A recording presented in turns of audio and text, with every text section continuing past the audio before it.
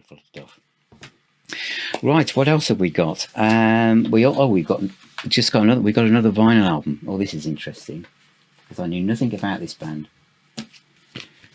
The picture of them, I presume that isn't them, and it's not them on the back either. It's Sons of Mew.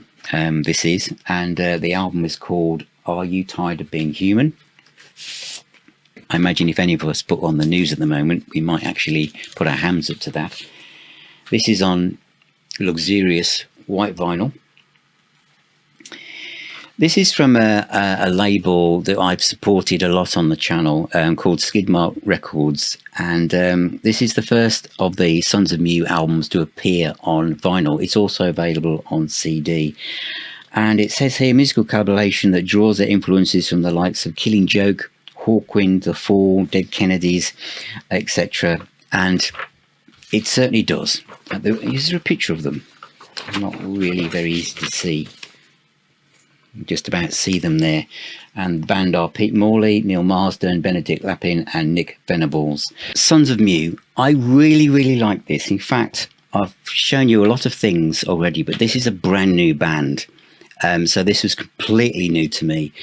And this label seemed to find these bands that have this Hawkwind type legacy following them through the grooves, and this is no exception, although it's kind of more punky Hawklords in places, but I really liked it. It is a psych, they call them psych band. I don't like that phrase always, but they are a kind of psychedelic groove band. It's a kind of band that you might find on Fruits de Mer Records. In fact, these two labels are quite similar in that respect.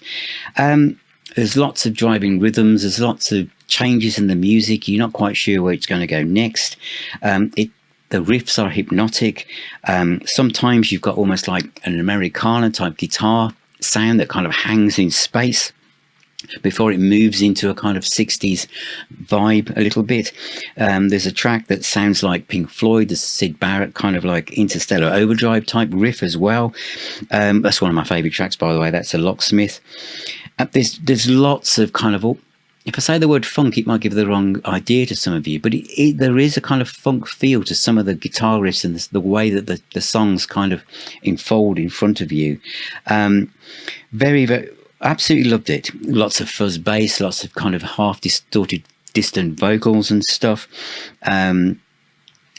The last track on side 2 has got this almost ambient feel. It's a really long song, and then when it kind of gets a little bit heavier, as more guitars come in, it still keeps this kind of Sendelica groove in places, which is another one of my favourite bands that kind of mine this furrow of Hawkwind, Pink Fairies type feel. If you're into Hawkwind, the Pink Fairies, psychedelic stuff from the 60s, but based in 2025 with that real clear vocals, very easy to follow, interesting music.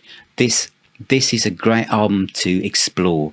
So you can find them on Bandcamp, but stream this first. It's on CD or vinyl, but I've really enjoyed listening to this.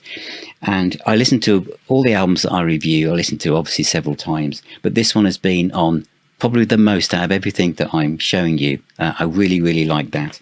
And that is the Sons of Mew.